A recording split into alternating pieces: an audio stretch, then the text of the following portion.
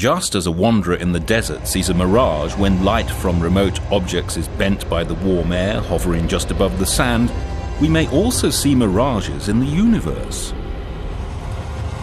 The mirages we see with a modern telescope such as the Hubble Space Telescope do not arise from warm air, but instead from remote clusters of galaxies, huge concentrations of matter.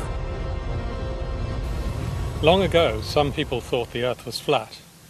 This is not surprising, since in our everyday lives, we're not aware of the curvature of our planet. Space is actually curved, although we can't see that for ourselves on a starry night. The curvature of space does, however, produce phenomena that astronomers can see. One of Albert Einstein's predictions is that gravity warps space and therefore distorts rays of light in the same way that ripples on a pond create a warped honeycomb pattern of light on the sandy bottom.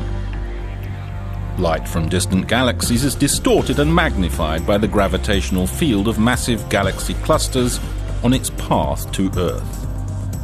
The effect is like looking through a giant magnifying glass, and the result is called gravitational lensing.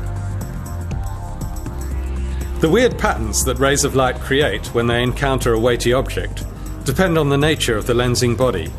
Thus, the background object can appear in several guises. Einstein rings, where the whole image is boosted and squeezed in a circle of light. Multiple images, ghostly clones of the original distant galaxies.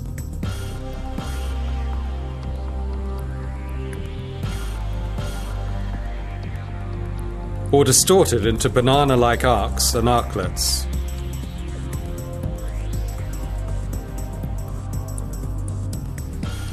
Though Einstein realized in 1915 that this effect would happen in space, he thought it could never be observed from the Earth. However, in 1919, his calculations were indeed proved to be correct. During a solar eclipse expedition to Principe Island near the west coast of Africa, led by the renowned British astronomer Arthur Eddington, the positions of stars near the obscured solar disk were observed. It was found that the stars had moved a small but measurable distance outwards on the sky compared with when the Sun was not in the vicinity.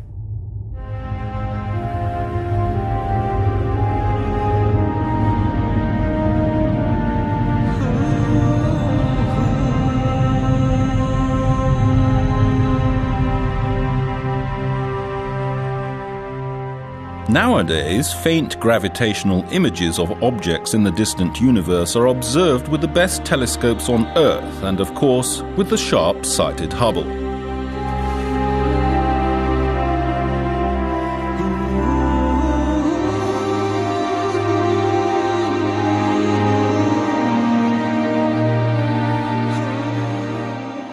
Hubble was the first telescope to resolve details within the multiple arcs, revealing the form and internal structure of the lensed background objects directly.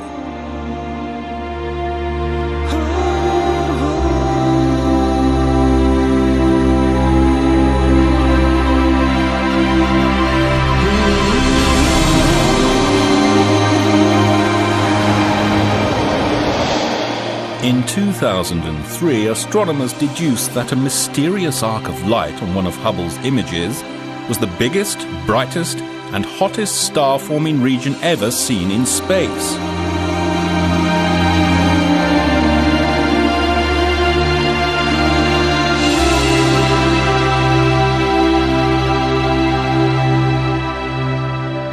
It takes fairly massive objects, for example clusters of galaxies, to make space curve so much that the effect becomes visible in deep images of the distant universe, even with Hubble's astonishing resolution.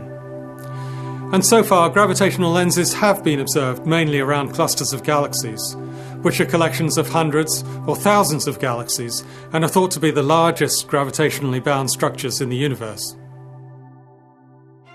Astronomers know that the matter we see in the universe is just a tiny percentage of the total mass that must be there. For matter exerts a gravitational force, and the visible stuff is simply not enough to hold galaxies and clusters of galaxies together. Since the amount of warping of the banana-shaped images depends on the total mass of the lens, gravitational lensing can be used to weigh clusters and to understand the distribution of the hidden dark matter.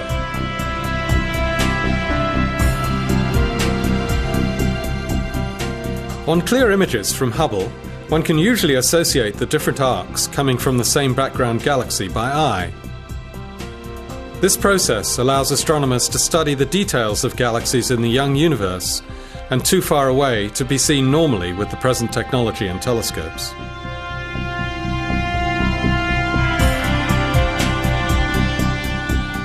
A gravitational lens can even act as a kind of natural telescope. In 2004, Hubble was able to detect the most distant galaxy in the known universe, using the magnification from just such a gravitational lens in space.